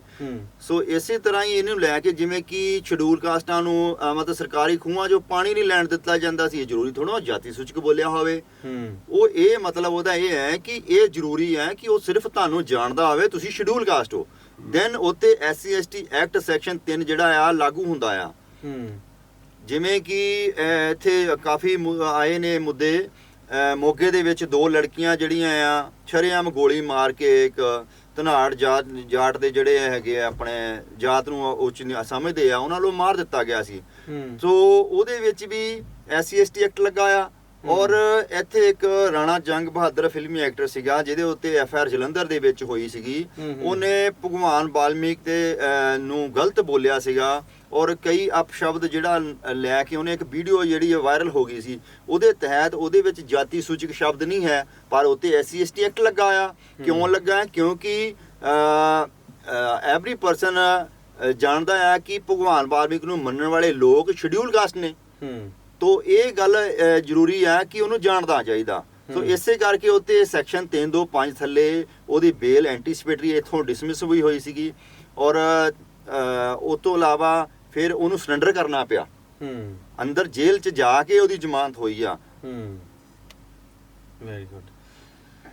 ਤੇ ਇੱਕ ਜਿਹੜਾ ਇਹ ਆਪਣਾ ਰੀਸੈਂਟਲੀ ਪੋਸਟ ਮੈਟ੍ਰਿਕ ਸਕਾਲਰਸ਼ਿਪ ਵਾਲਾ ਮੁੱਦਾ ਜਿਹੜਾ ਚੱਲ ਰਿਹਾ, ਜੀ ਜੀ, ਕਿਉਂਕਿ ਇਹ ਬਹੁਤ ਸਾਰੇ ਮੁੱਦੇ ਤੇ ਇਦਾਂ ਦੇ ਨੇ। ਮੈਂ ਜਿਹੜੀ ਸ਼ੁਰੂਆਤ 'ਚ ਹੀ ਗੱਲ ਕੀਤੀ ਕਿ ਸਮਾਜ ਆਮ ਲੋਕ ਜਿਹੜੇ ਆ ਨਾ ਘਰਾਂ 'ਚ ਰੋਜ਼ ਦਿਹਾੜੀਆਂ ਕਰਨ ਵਾਲੇ, ਰੋਜ਼ ਕਮਾ ਕੇ ਖਾਣ ਵਾਲੇ, ਉਹਨਾਂ ਨੂੰ ਇਹਨਾਂ ਮੁੱਦਿਆਂ ਬਾਰੇ ਪਤਾ ਹੀ ਨਹੀਂ ਆ। ਤੇ ਇਹ ਏਡੇ ਏਡੇ ਵੱਡੇ ਮੁੱਦੇ ਨੇ ਸਮਾਜ ਦੇ, ਕਿਉਂਕਿ ਜੇ ਅੱਜ ਅਸੀਂ ਇਹਨਾਂ ਵੱਲ ਧਿਆਨ ਨਾ ਦਿੱਤੇ ਤੇ ਸਾਡੇ ਮੈਨੂੰ ਲੱਗਦਾ ਆਉਣ ਵਾਲੀ ਪੀੜ੍ਹੀ ਜਾਂ ਬੱਚਿਆਂ ਵਾਸਤੇ ਅਸੀਂ ਆਪੇ ਟੋਏ ਪੁੱਟਾਂਗੇ ਜੇ ਅਸੀਂ ਅੱਜ ਧਿਆਨ ਨਹੀਂ ਦਿੱਤਾ। ਅੱਜ ਅਸੀਂ ਸਾਰੇ ਇਕੱਠੇ ਹੋ ਕੇ ਪੱਬਾਂ ਭਾਰ ਹੋ ਕੇ ਇਹ ਆਪਣੇ ਆਉਣ ਵਾਲੇ ਭਵਿੱਖ ਦੀ ਲੜਾਈ ਨਾ ਲੜੀ ਤੇ ਮੈਨੂੰ ਲੱਗਦਾ ਵੀ ਅਸੀਂ ਬਹੁਤ ਪਿੱਛੇ ਰਹਿ ਜਾਾਂਗੇ। ਤੇ ਇਹ ਜਿਹੜਾ ਇਸ ਟਾਈਮ ਮੁੱਦਾ ਚੱਲ ਰਿਹਾ, ਇਹਦੇ ਬਾਰੇ ਵੀ ਤੁਸੀਂ ਜੇ ਦਰਸ਼ਕਾਂ ਨੂੰ, ਸਮਾਜ ਨੂੰ ਜਾਗਰਤ ਕਰੋ, ਕਿਉਂਕਿ ਤੁਸੀਂ ਜ਼ਿਆਦਾ ਬਿਹਤਰ ਦੱਸ ਸਕਦੇ ਆ, ਤੇ ਮੈਂ ਚਾਹੂੰਗਾ ਤੁਸੀਂ ਇਹ ਵੀ ਜ਼ਰੂਰ ਦੱਸੋ। ਹਾਂਜੀ, ਦੇਖੋ ਜਿੱਦਾਂ ਪੋਸਟ ਮੈਟ੍ਰਿਕ ਸਕਾਲਰਸ਼ਿਪ ਜਿਹੜਾ ਆ, ਇਹ ਮੁੱਦਾ ਕਾਫੀ ਲੇਟੈਸਟ ਵੀ ਹੁਣ ਭਖਿਆ ਹੈ, ਕਿਉਂਕਿ ਸਟੂਡੈਂਟ ਥਾਂ ਜਾ ਕੇ ਧਰਨੇ ਵਗੈਰਾ ਵੀ ਦਿੰਦੇ ਨੇ, ਪਰ ਕਿਤੇ ਵੀ ਸੁਣਵਾਈ ਨਹੀਂ ਹੋ ਰਹੀ। ਹੋਇਆ ਕੀ ਹੈਗਾ, 2004 ਤੋਂ ਲੈ ਕੇ ਜਿੱਦਾਂ ਪ੍ਰੋਪਰ ਕੰਟੀਨਿਊ ਇਹ ਚੱਲ ਰਿਹਾ ਹੈਗਾ, ਉਹਦੇ ਵਿੱਚ ਅਸੀਂ 2015 ਦੇ ਵਿੱਚ ਇੱਕ ਸੰਸਥਾ ਬਣਾਈ ਸੀ ਸਟੂਡੈਂਟ ਦੇ ਨਾਮ ਤੇ ਉਹ ਅਸੀਂ ਇੱਕ ਰਿਟ ਪਾਈ ਸੀ 2015 ਦੇ, ਜਿਹਦੇ ਵਿੱਚ ਕੁਝ ਕਰੋੜਾਂ ਰੁਪਈਆ ਪਾਸ ਹੋਇਆ ਸੀ, ਔਰ ਉਹਦੇ ਵਿੱਚ ਸਰਕਾਰ ਨੂੰ ਫਿਰ ਪੈਸੇ ਦੇਣੇ ਪਏ ਸੀਗੇ, ਕਿਉਂਕਿ ਸਿੱਧੇ ਤਰੀਕੇ ਨਾਲ ਮਤਲਬ ਜੇ ਕਹੀਏ ਵੀ ਹੱਕ ਜਿਹੜੇ ਆ ਮੰਗਿਆ ਨਹੀਂ ਮਿਲਦੇ, ਖੋਣੇ ਹੀ ਪੈਂਦੇ ਆ। ਸੋ ਅਸੀਂ ਉਹ ਜਿਹੜੀ ਰਿਟ ਲਾਈ ਸੀਗੀ ਹਾਈ ਕੋਰਟ ਦੇ ਵਿੱਚ, ਮਾਨਯੋਗ Punjab and Haryana high court ਦੇ ਵਿੱਚ। ਸੋ ਉਹਦੇ ਥਰੂ ਜਿਹੜਾ ਆ ਕੁਝ ਜਿਹੜਾ ਕਰੋੜਾਂ ਰੁਪਇਆ ਪਾਸ ਹੋਇਆ, ਉਹਦੇ ਵਿੱਚ ਬਹੁਤ ਸਾਰੇ ਬੱਚਿਆਂ ਨੂੰ ਸਕਾਲਰਸ਼ਿਪ ਮਿਲੀ ਸੀ, ਜਿਹਦੇ ਵਿੱਚੋਂ ਇੱਕ ਦੋ ਜਿਹੜੇ ਐਸੀ ਸਮਾਜ ਦੇ ਵਿੱਚੋਂ ਅੰਮ੍ਰਿਤਸਰ ਤੋਂ ਜਿਹੜੇ ਮੁੰਡੇ ਪਾਇਲਟ ਵੀ ਬਣੇ ਸੀਗੇ। ਸੋ ਇਸੇ ਤਰ੍ਹਾਂ ਬਹੁਤ ਸਾਰੇ ਬੱਚਿਆਂ ਨੇ ਡਿਗਰੀਆਂ ਲਈਆਂ। ਸੋ ਸਮਾਜ ਦੇ ਵਿੱਚ ਇੱਕ ਪੜ੍ਹਾਈ ਦੀ ਜਿਹੜੀ ਲਹਿਰ ਆ ਉਹ ਵਧੀਆ ਤਰੀਕੇ ਨਾਲ ਅੱਗੇ ਆ ਰਹੀ ਸੀ। ਪਰ ਗਾਂ ਦੀ ਡੇ ਬਾਈ ਡੇ ਹੁੰਦਾ ਕੀ ਹੈ ਕਿ ਸਰਕਾਰਾਂ ਵੀ ਇਹ ਦੇਖਦੀਆਂ ਆ ਕਿ ਇਹ ਲੋਕ ਪੜ੍ਹ ਲਿਖ ਕੇ ਅੱਗੇ ਜਾ ਰਹੇ ਨੇ। ਸੋ ਅੱਗੇ ਜਿਹੜਾ ਆ ਉਹ ਜਦੋਂ ਪੜ੍ਹ ਲਿਖਣਗੇ ਤਾਂ ਵਧੀਆ ਤਰੀਕੇ ਨਾਲ ਆਪਣੇ ਬੋਰਡ ਸੋਚ ਸਮਝ ਕੇ ਪਾਣਗੇ। ਸੋ ਕੁਛ ਨਾ ਕੁਛ ਇਹ ਵੀ ਕਾਰਨ ਹੋ ਸਕਦਾ ਆ। ਦੂਜੀ ਗੱਲ ਹੈਗੀ ਆ ਡੇ ਬਾਈ ਡੇ ਜਿਹੜਾ ਸਕਾਲਰਸ਼ਿਪ ਦਾ ਫਾਰਮ ਸੀਗਾ, ਪਹਿਲਾਂ ਮੈਨੂਅਲ ਚੱਲਦਾ ਸੀ, ਫਿਰ ਆਪਣਾ ਕੰਪਿਊਟਰਾਈਜ਼ ਹੋਣ ਲੱਗ ਪਿਆ, ਆਨਲਾਈਨ ਭਰ ਹੋਣ ਲੱਗ ਪਿਆ। ਸੋ ਉਹਦੇ ਵਿੱਚ ਵੀ ਅਮੈਂਡਮੈਂਟ ਹੁੰਦੀ ਰਹੀ, ਬੱਚੇ ਬੜੇ ਕਨਫਿਊਜ਼ਨ ਹੁੰਦੇ ਰਹੇ, ਕਈਆਂ ਦੇ ਟਾਈਮ ਲੰਘ ਜਾਣਾ, ਕਈਆਂ ਕੋ ਭਰ ਨਹੀਂ ਹੋਣਾ ਜਾਂ ਸਾਈਟ ਨਹੀਂ ਚੱਲਣੀ। ਸੋ ਇਹ ਵੀ ਪ੍ਰੋਬਲਮਾਂ ਰਹੀਆਂ। ਪਰ ਉਹਦੇ ਵਿੱਚ ਕੀ ਸੀਗਾ, ਕਾਲਜ ਜਿਹੜੇ ਯੂਨੀਵਰਸਿਟੀ ਆ ਉਹ ਬੱਚਿਆਂ ਤੇ ਸ਼ਿਕੰਜਾ ਕੱਸ ਕੇ ਰੱਖਦੇ ਸੀ ਕਿ ਤੁਸੀਂ ਫੀਸ ਲੈ ਕੇ ਆਓ ਨਹੀਂ ਤਾਂ ਤੁਹਾਡੀ ਐਡਮਿਸ਼ਨ ਨਹੀਂ ਹੋਣੀ। ਕਈ ਬੱਚਿਆਂ ਦੇ ਤਾਂ ਪੇਪਰ ਵੀ ਰੋਕੇ ਗਏ, ਫਿਰ ਕਈਆਂ ਦੀਆਂ ਐਡਮਿਸ਼ਨਾਂ ਹੀ ਰੁਕ ਗਈਆਂ। ਸੋ ਇਸੇ ਤਰ੍ਹਾਂ ਹੌਲੀ ਹੌਲੀ ਰੁਝਾਨ, ਕਿਉਂਕਿ ਜਿਹਦੇ ਕੋਲ ਪੈਸਾ ਨਹੀਂ ਸੀਗਾ ਉਹ ਬੱਚੇ ਪੜ੍ਹਨੋਂ ਰਹਿ ਗਏ। ਉਹਦੇ ਨਾਲ ਕੀ ਹੋਇਆ, ਬੜਾ ਘਾਟਾ ਹੋਇਆ ਸਮਾਜ ਨੂੰ, ਕਿਉਂਕਿ ਜਿਹਦੀ ਇਨਕਮ ਜਿਹੜੀ 2.5 ਲੱਖ ਤੋਂ 2.5 ਲੱਖ ਤੋਂ ਉੱਪਰ ਹੈਗੀ ਆ ਜਾਂ ਉਹ ਤੋਂ ਘੱਟ ਹੈਗੀ ਆ ਉਹ ਲੈ ਸਕਦਾ, ਜਿਹਦੀ ਉੱਪਰ ਹੈਗੀ ਆ ਉਹ ਤਾਂ ਚਲੋ ਭਰ ਸਕਦਾ ਸੀਗਾ। ਜਿਹਦੇ ਵਿਚਾਰੇ ਕੋਲ ਪੈਸੇ ਨਹੀਂ ਹੈਗੇ ਉਹ ਪੜ੍ਹਾਈ ਦੁੱਖੋਂ ਰਹਿ ਗਿਆ, ਜਿਹਦੇ ਨਾਲ ਕਿ ਸਮਾਜ ਇੱਕ ਬੈਕਫੁੱਟ ਤੇ ਆ ਰਿਹਾ ਹੈਗਾ। ਸੋ ਪੜ੍ਹਾਈ ਦੇ ਨਾਲ ਹੀ ਇਦਾਂ ਅਸੀਂ ਅੱਗੇ ਜਾ ਸਕਦੇ ਹਾਂ। ਸੋ ਇਹ ਇੱਕ ਬੜਾ ਵੱਡਾ ਕਾਰਨ ਹੈਗਾ ਕਿ ਸਮਾਜ ਨੂੰ ਪਿੱਛੇ ਸਿੱਟਿਆ ਜਾ ਰਿਹਾ। ਸੋ ਇਹਦੇ ਵਿੱਚ ਸਰਕਾਰਾਂ ਨੂੰ ਧਿਆਨ ਦੇਣਾ ਚਾਹੀਦਾ ਕਿ ਜਿਹੜੀ ਮੌਜੂਦਾ ਸਰਕਾਰ ਆ, ਅਸੀਂ ਇਹਦੇ ਕੋਲ ਇਹ ਮੰਗ ਕਰਦੇ ਹਾਂ ਕਿ ਜਿਹੜੀ ਸਕਾਲਰਸ਼ਿਪ ਹੈਗੀ ਆ ਇਹ ਸਮਾਜ ਨੂੰ ਇੱਕ ਮਾਨ ਸਨਮਾਨ ਦੇਣ ਲਈ, ਬਰਾਬਰਤਾ ਲਿਆਉਣ ਵਾਸਤੇ, ਕਿਉਂਕਿ ਪੜ੍ਹ ਲਿਖ ਕੇ ਜਦੋਂ ਉੱਪਰ ਆਏਗਾ ਕੋਈ ਵੀ ਬੱਚਾ ਉਹਨੂੰ ਇੱਕ ਜੌਬ ਮਿਲੇਗੀ ਅੱਛੀ। ਜੇ ਜੌਬ ਵੱਲੋਂ ਨਹੀਂ, ਗਵਰਨਮੈਂਟ ਜੌਬ ਵੱਲੋਂ ਜਾਂਦਾ ਪਿਆ ਤਾਂ ਉਹ ਪ੍ਰਾਈਵੇਟ ਅਦਾਰੇ ਦੇ ਵਿੱਚ ਵੀ ਜਾ ਸਕਦਾ, ਅੱਛੇ ਪੈਸੇ ਕਮਾ ਸਕਦਾ ਔਰ ਆਪਣੇ ਬੱਚੇ ਵਧੀਆ ਸਕੂਲ ਵਿੱਚ ਪੜ੍ਹਾ ਸਕਦਾ, ਆਪਣਾ ਘਰ-ਬਾਰ ਦੇ ਹਾਲਾਤ ਸਹੀ ਕਰ ਸਕਦਾ ਹੈ। ਮਤਲਬ ਸੈਂਟਰ ਸਰਕਾਰ ਔਰ ਸਟੇਟ ਸਰਕਾਰ ਮਿਲ ਕੇ ਬੱਚੇ ਦੀ ਫੀਸ ਭਰਦੀਆਂ ਨੇ। ਜਦੋਂ ਐਡਮਿਸ਼ਨ ਹੁੰਦੀ ਹੈ ਇਹ ਉਸੇ ਟਾਈਮ ਹੀ ਪਤਾ ਹੁੰਦਾ ਯੂਨੀਵਰਸਿਟੀ ਨੂੰ ਵੀ ਇਹ ਸਕਾਲਰਸ਼ਿਪ ਤੇ ਐਡਮਿਸ਼ਨ ਹੋਈ ਹੈ। ਬਿਲਕੁਲ ਦੇਖੋ ਸਕਾਲਰਸ਼ਿਪ ਦਾ ਜਦੋਂ ਫਾਰਮ ਭਰਿਆ ਜਾਂਦਾ ਯੂਨੀਵਰਸਿਟੀ ਵੱਲੋਂ ਹੀ ਭਰਾਇਆ ਜਾਂਦਾ ਹੈਗਾ, ਪਰ ਉਹਦੇ ਵਿੱਚ ਹੁੰਦਾ ਕਿ ਸਟੇਟ ਔਰ ਸੈਂਟਰ ਜਿਹੜੀ ਆ ਪੈਸਾ ਦਿੰਦੀ ਸੀਗੀ ਤਾਂ ਕਿ ਜਿਹੜਾ ਬੱਚੇ ਦੀ ਜਿਹੜੀ ਫੀਸ ਆ ਉਹ ਸਿੱਧੀ ਪਹਿਲਾਂ ਤਾਂ ਬੱਚੇ ਦੇ ਅਕਾਊਂਟ 'ਚ ਆਉਂਦੀ ਸੀਗੀ, ਹੁਣ ਜਿਹੜੀ ਆ ਯੂਨੀਵਰਸਿਟੀ ਦੇ ਅਕਾਊਂਟ 'ਚ ਆਉਂਦੀ ਹੈਗੀ ਆ। ਪਰ ਉਹ ਡਿਲੇ ਹੋਣ ਕਰਕੇ ਗਵਰਨਮੈਂਟ ਨੇ ਉਹ ਜਿਹੜੀ ਆ ਫੀਸ ਜਦੋਂ ਨਹੀਂ ਪਾਈ ਤੇ ਉਹ ਫਿਰ ਯੂਨੀਵਰਸਿਟੀਆਂ ਨੇ, ਕਾਲਜਾਂ ਨੇ ਵੀ ਇਹ ਕਹਿਣਾ ਸ਼ੁਰੂ ਕਰ ਦਿੱਤਾ ਕਿ ਤੁਸੀਂ ਫੀਸ ਲੈ ਕੇ ਆਓ, ਜਾਂ ਕਿ ਕਈਆਂ ਦੇ ਕੋਲੋਂ ਬਲੈਕ ਚੈੱਕ ਲਏ ਜਾਂਦੇ ਹੈਗੇ ਆ ਕਿ ਇਹ ਚੈੱਕ ਜਿਹੜਾ ਤੁਹਾਨੂੰ ਵਾਪਸ ਕਰ ਦਾਂਗੇ। ਹਾਲਾਂਕਿ ਉਹਦੀ ਪ੍ਰੋਵੀਜ਼ਨ ਨਹੀਂ ਹੈਗੀ ਚੈੱਕ ਲੈਣ ਦੀ, ਪਰ ਫਿਰ ਵੀ ਲਈ ਜਾਂਦੇ ਹੈਗੇ ਆ। ਫਿਰ ਉਹਦੇ ਨਾਲ ਗਵਰਨਮੈਂਟ ਨੇ ਇਹ ਵੀ ਜਾਰੀ ਕੀਤਾ ਸੀਗਾ ਸੰਦੇਸ਼ ਕਿ ਜੇਕਰ ਉਹ ਆਪਣਾ ਸਕਾਲਰਸ਼ਿਪ ਦੇ ਅਧੀਨ ਜਿਹੜੀ ਆ ਐਡਮਿਸ਼ਨ ਹੋਈ ਆ ਉਹਦੀ ਜਾਂ ਪੇਪਰ ਨਹੀਂ ਦੇਣ ਦਿੱਤਾ ਜਾਂਦਾ ਜਾਂ ਉਹਦੀ ਐਡਮਿਸ਼ਨ ਨਹੀਂ ਹੁੰਦੀ ਤਾਂ ਉਹਦੀ ਜਿਹੜੀ ਆ ਮਾਨਤਾ ਯੂਨੀਵਰਸਿਟੀ ਕਾਲਜ ਦੀ ਰੱਦ ਕੀਤੀ ਜਾਊਗੀ। ਪਰ ਅੱਜ ਤੱਕ ਕਿਸੇ ਵੀ ਯੂਨੀਵਰਸਿਟੀ ਕਾਲਜ ਦੀ ਮਾਨਤਾ ਰੱਦ ਨਹੀਂ ਕੀਤੀ ਗਈ। ਇਹਦੇ ਤੋਂ ਪਤਾ ਲੱਗਦਾ ਹੈ ਕਿ ਇਹਦੇ ਵਿੱਚ ਸਰਕਾਰਾਂ ਦੀ ਕੋਈ ਨਾ ਕੋਈ ਮਿਲੀਭੁਗਤ ਹੈ। ਕਿਉਂਕਿ ਜੇ ਯੂਨੀਵਰਸਿਟੀ ਨੂੰ ਪਤਾ ਕਿ ਸਕਾਲਰਸ਼ਿਪ ਤੇ ਐਡਮਿਸ਼ਨ ਹੋਈ ਆ, ਗਵਰਨਮੈਂਟ ਨੇ ਪੈਸੇ ਦੇਣੇ ਆ, ਤੇ ਅੱਜ ਉਹ ਪੇਪਰ ਦੇਣ ਤੋਂ ਕਿੱਦਾਂ ਰੋਕ ਸਕਦੀਆਂ? ਫਿਰ ਜੇ ਯੂਨੀਵਰਸਿਟੀ ਨੂੰ ਇਹ ਵੀ ਪਤਾ ਵੀ ਸਾਡੀ ਜਿਹੜੀ ਅਮਾਨਤਾ ਰੱਦ ਹੋ ਸਕਦੀ ਆ, ਫਿਰ ਵੀ ਦੇਖੋ ਬੱਚੇ ਪੇਪਰ ਦੇਣ ਤੋਂ ਵਾਂਝੇ ਆ। ਤੇ ਬੜੀ ਤਰਾਸ਼ਦੀ ਵਾਲੀ ਗੱਲ ਆ ਕਿ ਸਮਾਜ ਇਸ ਬਹੁਤ ਵੱਡੇ ਮੁੱਦੇ ਤੇ ਚੁੱਪ ਆ।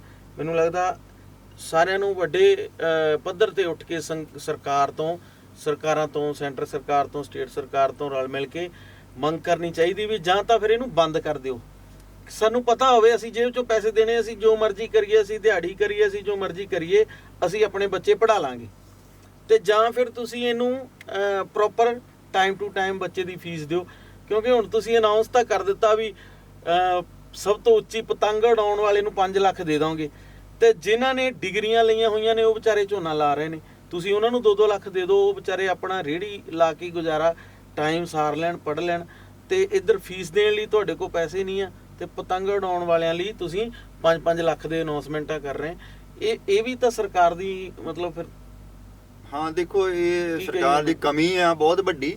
ਜਿੱਦਾਂ ਕਿ ਹਾਂ ਬਿਲਕੁਲ ਦੇਖੋ ਇਹਦੇ ਵਿੱਚ ਜਿਹੜਾ ਕਿ ਜਿਹਦੇ ਕੋਲ ਜ਼ਮੀਨਾਂ ਜਾਇਦਾਦਾਂ ਹੈਗੀਆਂ ਉਹ ਜੌਬ ਲੈਣ ਲਈ ਜਾਲੀ ਸਰਟੀਫਿਕੇਟ ਬਣਾ ਸਕਦਾ, ਜਿਹਦੇ ਵਿਚਾਰੇ ਕੋਲ ਨਾ ਪੜ੍ਹਨ ਲਈ ਪੈਸਾ ਹੈਗਾ, ਨਾ ਘਰ ਵਿੱਚ ਕੋਈ ਖਾਣ ਪੀਣ ਨੂੰ ਹੈਗਾ, ਉਹਦੇ ਲਈ ਵੀ ਜਿਹੜੀ ਆ ਐਜ ਪਰ ਸੰਵਿਧਾਨ ਜਿਹੜੀ ਕਿ ਉਹਨੂੰ ਦਿੱਤੀਆਂ ਜਾਂਦੀਆਂ ਸਹੂਲਤਾਂ ਉਹ ਵੀ ਦੂਜਾ ਬੰਦਾ ਹੀ ਖੋਈ ਜਾ ਰਿਹਾ। ਉਹਦੇ ਪਿੱਛੇ ਵੀ ਸਰਕਾਰ ਦੀ ਮਨਸਾ ਦੇਖੋ ਕੀ ਹੈਗਾ। ਕੋਈ FIR ਅੱਜ ਤੱਕ ਹਾਲੇ ਲੌਜ਼ ਨਹੀਂ ਹੋਈ ਕਿਸੇ ਦੇ ਵੀ ਜਿਹੜੇ ਜਾਲੀ ਸਰਟੀਫਿਕੇਟ ਬਣੇ ਆ। ਔਰ ਜਿਹੜੀ ਸਕਾਲਰਸ਼ਿਪ ਜਿਹੜਾ ਆ ਉਹ ਚੱਲਦੀ ਸੀ, ਜਿਹਨਾਂ ਇਹ ਕਾਲਜਾਂ ਯੂਨੀਵਰਸਿਟੀਆਂ ਨੇ ਬੱਚਿਆਂ ਨੂੰ ਲਤਾੜਿਆ, ਉਹਨਾਂ ਤੇ ਵੀ ਅੱਜ ਤੱਕ ਕੋਈ FIR ਨਹੀਂ ਹੋਈ ਹੈਗੀ, ਨਾ ਹੀ ਉਹਨਾਂ ਦੀ ਕੋਈ ਮਾਨਤਾ ਰੱਦ ਕੀਤੀ ਗਈ ਆ।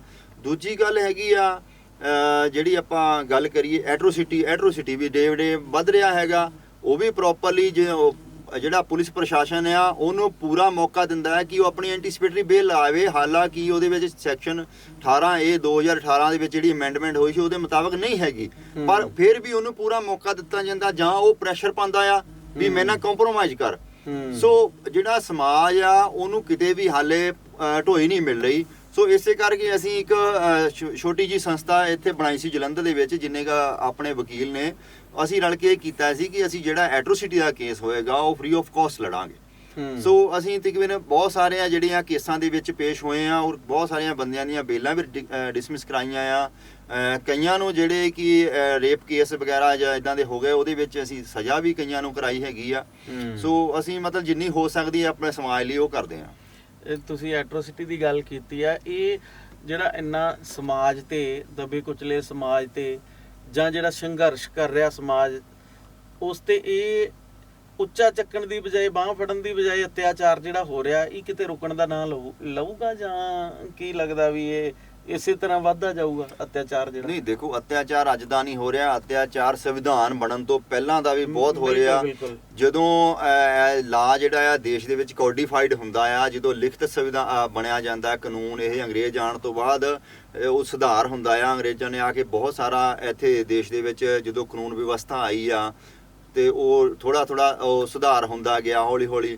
ਫਿਰ ਉਸ ਤੋਂ ਬਾਅਦ ਜਦੋਂ ਸਾਡਾ ਦੇਸ਼ ਦੇ ਵਿੱਚ ਇੰਡੀਪੈਂਡੈਂਟ ਹੋਇਆ ਤੇ ਭਾਰਤ ਦਾ ਸੰਵਿਧਾਨ ਜਦੋਂ ਬਾਬਾ ਸਾਹਿਬ ਅੰਬੇਡਕਰ ਨੇ ਬੜੀਆਂ ਮੁਸ਼ਕਲਾਂ ਦੇ ਵਿੱਚ ਕਰਕੇ ਸਾਨੂੰ ਹੱਕ ਹਕੂਕ ਲੈ ਕੇ ਦਿੱਤੇ, ਤੇ ਉਸ ਤੋਂ ਬਾਅਦ ਜਿਹੜਾ ਆ ਸੰਵਿਧਾਨ ਮੁਤਾਬਕ ਜਿਹੜੀ ਆ ਬਾਕੀ ਜਿਹੜਾ ਕਾਨੂੰਨ ਅਦਾਰੇ ਜਿਹੜੇ ਉਹਦੇ ਅੰਡਰ ਆ ਗਏ ਨੇ, ਉਹਦੇ ਮੁਤਾਬਕ ਜਦੋਂ ਐਟਰੋਸਿਟੀ ਹੁੰਦੀ ਹੈ ਤਾਂ ਉਹਦੇ ਵਿੱਚ ਉਹਨੂੰ ਸਜ਼ਾਵਾਂ ਵੀ ਹੈਗੀਆਂ, ਪਰ ਉਸ ਤੋਂ ਪਹਿਲਾਂ ਨਹੀਂ ਹੈਗੀਆਂ ਸੀ। ਜਿਵੇਂ ਕਿ ਮਨੂ ਸਮ੍ਰਿਤੀ ਚੱਲਦੀ ਸੀਗੀ ਹੈ, ਉਹਦੇ ਵਿੱਚ ਮਤਲਬ ਦੂਸਰਾ ਬੰਦਾ ਕੋਈ ਵੱਧ ਕਰ ਦਿੰਦਾ ਸੀਗਾ ਤੇ ਉਹਦੇ ਲਈ ਧਰਮ ਸੀਗਾ, ਤੇ ਸਾਡੇ ਲਈ ਜੇ ਅਸੀਂ ਕਰਦੇ ਸੀ ਸਾਡੇ ਲਈ ਸਜ਼ਾ ਸੀਗੀ। ਤਾਂ ਜਦੋਂ IPC ਆਈ, ਲਾਰਡ ਮੈਕਾਲੇ ਨੇ IPC ਲਿਆਂਦੀ ਇਸ ਦੇਸ਼ ਦੇ ਵਿੱਚ, ਤੇ ਉਹ ਜਿਹੜੀਆਂ ਹਰ ਇੱਕ ਨੂੰ ਸਜ਼ਾ ਸੀ ਕੋਈ ਵੀ ਜੁਰਮ ਕਰਦਾ ਆ।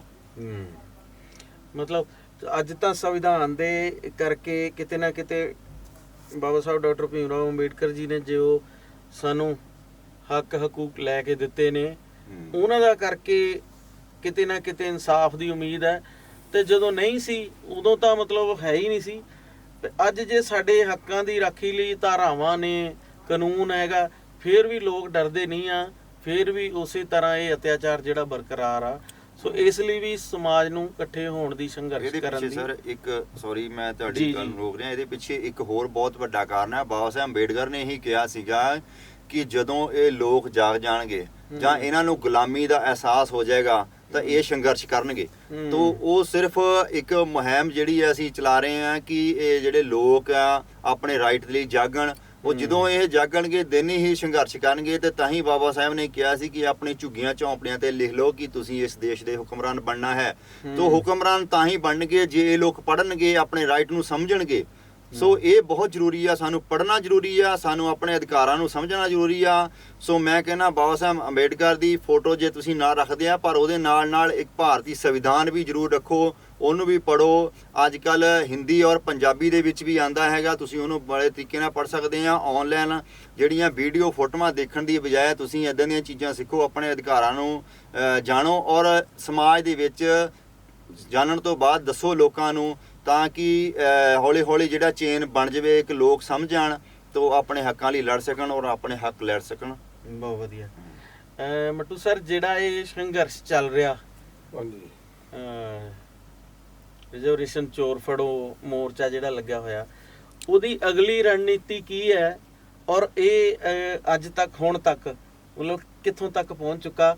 ਕੀ ਇਹਦੀਆਂ ਇੰਨੇ ਦਿਨਾਂ ਦੀਆਂ ਪ੍ਰਾਪਤੀਆਂ ਹੋ ਚੁੱਕੀਆਂ ਤੇ ਅਗਲੀ ਰਣਨੀਤੀ ਇਹਦੀ ਕੀ ਆ? ਛੋਟੇ ਲਫ਼ਜ਼ਾਂ ਵਿੱਚ ਸਮਾਂ ਆਪਾਂ ਥੋੜਾ ਹੁਣ। ਜੱਸੀ ਸਾਹਿਬ, ਇਹ ਜਿਹੜਾ ਮੋਰਚਾ ਹੈ ਨਾ, ਜਦੋਂ ਤੱਕ ਵੀ ਜਿੰਨੇ ਵੀ ਜਾਲੀ ਸਰਟੀਫਿਕੇਟ ਲੈ ਕੇ ਨੌਕਰੀਆਂ ਕਰਦੇ ਆ ਨਾ, ਜਿੰਨਾ ਚਿਰ ਉਹਨਾਂ ਦੇ ਸਰਟੀਫਿਕੇਟ ਰੱਦ ਨਹੀਂ ਕੀਤੇ ਜਾਂਦੇ, ਉਹਨਾਂ ਚਿਰ ਜਿਹੜਾ ਮੋਹਾਲੀ ਦਾ ਮੋਰਚਾ ਹੈ ਨਾ ਉਹ ਕੰਟੀਨਿਊ ਉਹ ਚੱਲੂਗਾ। ਲੱਗਿਆ ਇਹ ਰਹੂਗਾ। ਪ੍ਰੋਫੈਸਰ ਸਾਹਿਬ ਵੱਲੋਂ ਇਹ ਬਕਾਇਦਾ ਉਦੋਂ ਐਲਾਨ ਕਰ ਦਿੱਤਾ ਸੀ। ਸਹੀ। ਇਸ ਕਰਕੇ ਸਰਕਾਰ ਨੇ ਜਿੱਦਾਂ ਰੱਦ ਕੀਤੇ ਸਰਟੀਫਿਕੇਟ ਜਾਂ ਹੋਰ ਕਰਨ ਦੀ ਪ੍ਰਕਿਰਿਆ ਉਹਨਾਂ ਨੇ ਤੇਜ਼ ਕਰ ਦਿੱਤੀ ਆ, ਕਿਉਂਕਿ ਸਰਕਾਰ ਦੀ ਉਦੋਂ ਦੀ ਜਿਹੜੀ 13 ਤਰੀਕ ਦੀ ਉਹਦੇ ਵਿੱਚ ਕਮਿਟਮੈਂਟ ਹੋਈ ਆ, ਉਹਦੇ ਵਿੱਚ ਚੀਮਾ ਸਾਹਿਬ ਬੈਠੇ ਸੀ ਉਹਨਾਂ ਦੀ ਅਗਵਾਈ ਦੇ ਵਿੱਚ। ਸਹੀ ਹੈ। ਹੋਰ ਪ੍ਰਕਿਰਿਆ ਜਿਹੜੀ ਉਹਦੇ ਵਿੱਚ ਰੱਦ ਕਰ ਦਿੱਤੀ ਆ। ਔਰ ਤੁਸੀਂ ਦੇਖਿਆ ਹੋਣਾ ਕਿ ਇੱਕ ਸਰਪੰਚ ਹੈ ਜਿਹੜੇ ਪਟਿਆਲੇ ਜ਼ਿਲ੍ਹੇ ਤੋਂ ਆ, ਉਹ ਜਾਲੀ ਸਰਟੀਫਿਕੇਟ ਬਣਾ ਕੇ ਉਹਨਾਂ ਨੇ ਸਰਪੰਚੀ ਲਈ ਸੀ। ਔਰ ਉਹਨਾਂ ਦੇ ਸਾਡੇ ਮਿਨਿਸਟਰ ਸਾਹਿਬ ਨੇ ਜਿਹੜੀ ਕਮੇਟੀ ਬਣੀ ਆ ਸੈਨੂਟਰੀ, ਉਹਨਾਂ ਦਾ ਜਿਹੜਾ ਸਰਟੀਫਿਕੇਟ ਆ ਉਹ ਰੱਦ ਕਰ ਦਿੱਤਾ ਆ। ਤੇ ਉਹਦੇ ਨਾਲ ਜਲਦੀ ਜਦੋਂ ਸਰਟੀਫਿਕੇਟ ਰੱਦ ਹੋ ਜਾਣਾ ਤੇ ਉਹ ਜਿਹੜੀ ਉਹਦੀ ਸਰਪੰਚੀ ਆ ਐਸੀ ਸੀਟ ਤੋਂ ਉਹਨੇ ਜਿਹੜੀ ਆ ਉਹ ਲੜੀ ਆ, ਉਹ ਆਟੋਮੈਟਿਕਲੀ ਰੱਦ ਹੋ ਜਾਣੀ ਆ। ਇਸ ਕਰਕੇ ਜਿਹੜਾ ਸਾਡਾ ਸਮਾਜ ਆ ਨਾ, ਉਹ ਸਮਾਜ ਦੀ ਇਹ ਇੱਕ ਯੂਨਾਈਟ ਦੇ ਨਾਲ ਹੀ ਇਹ ਜੋ ਹੋਇਆ ਹੈ।